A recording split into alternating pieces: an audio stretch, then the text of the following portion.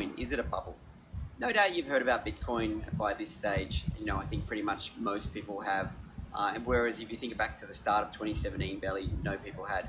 I was pretty lucky in that I'd put myself in the right places, I met the right people, and I was early to the table on the whole Bitcoin and cryptocurrency thing.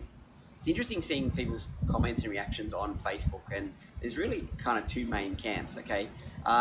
So there's people who are dead set against it, and there's people who, are really for it, and I'm in the really for it camp. And the reason why I think is because it's about simplification of the world. If you think back even just a couple of years ago, would you have thought that there'd be an app for your smartphone that would majorly crush the taxi industry?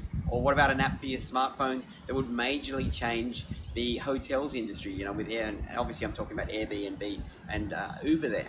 And so what happens after a while becomes the norm, but initially people are dead set against it. And the same thing is happening with cryptocurrency. The reality is the current financial system is a little bit outdated. So if I say you're in a different country, I want to transfer money over to you, the whole thing takes days and there's lots of fees associated with it and that kind of stuff. This whole SWIFT system is a dinosaur. If you find out what banks and financial institutions are doing these days, a lot of them are using cryptocurrency, not necessarily Bitcoin, but other cryptocurrencies to transfer value, which is really all what it is, between different financial institutions. So it's not about really whether or not cryptocurrency is going to stay or not. Cryptocurrency is here to stay, and that's why people say, I've had people bag me out and say, hey, what are you doing interested in this? But it's the way I look at it is I'm an internet guy and I'm a technology futurist and I'm a tech investor. So if you think about the initial internet, it was really just text and videos, that kind of stuff. And then Web 2.0 was social, where you added your Facebooks and YouTubes, etc. And the way I look at it is Web 3.0 really is now the internet of money and how we exchange money and how much of e-commerce is done online, and that can be done a whole bunch more efficiently as well these days. So there's nothing to say that your cryptocurrency won't get integrated into, one click in your browser or one click on your device, that kind of thing. So that's really there's no doubt about whether or not the world is headed that way. So what about now we talk about Bitcoin? So Bitcoin was the original cryptocurrency and it's limited to 21 million tokens, so 21 million coins. Okay, so it's never going to be Bitcoin is never going to be the mainstream, in my opinion anyway, never going to be the mainstream, like instead of using dollars, I'm going to use Bitcoin. It may to an extent, but it's limited. And also it takes long transaction times, that kind of stuff. So it's never going to be that. But because it is limited to 21 million, it's like a store of gold.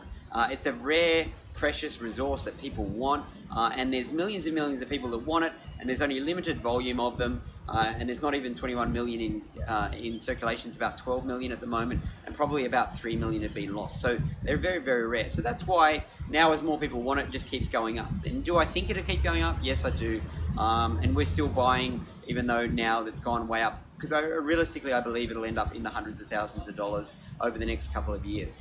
But I don't necessarily think Bitcoin is going to be the long-term winner as far as everyday cryptocurrency. So it's hard to know. No one knows. It's kind of like Beta and VHS, if you're old enough to remember that. VHS was actually, or Beta was better, but VHS actually won. It got the main, it really won the day. It got the main circulation.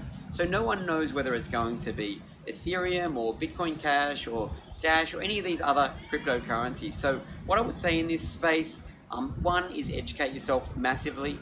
So in 2017, crypto is the main thing that I've learned. Crypto and Amazon, they've been the two main things that I've immersed myself in and just spent countless hours.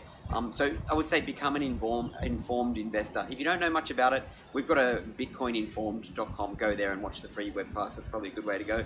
Become informed. And also, I think Julia, my operations manager, she was just talking about it before, and she said something really good. She just said basically, don't have all your eggs in one basket. Basically, spread it out across. But there's no doubt about it. It is an amazing opportunity. It's an amazing point in time that isn't really going to be repeated. And so I think you don't want to be sitting on the fence, holding onto your pride saying, it's a bubble or whatever. The reality is it's probably going to keep going up.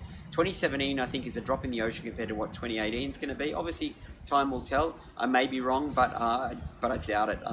The reality is that's the way the world is headed. So supply and demand, it's going to continue to go up. So yeah, become informed and see what you can do, make some investments if they feels right for you. But there's real opportunity to change your financial world. Let me know your thoughts below this. I look forward to the engaged conversation.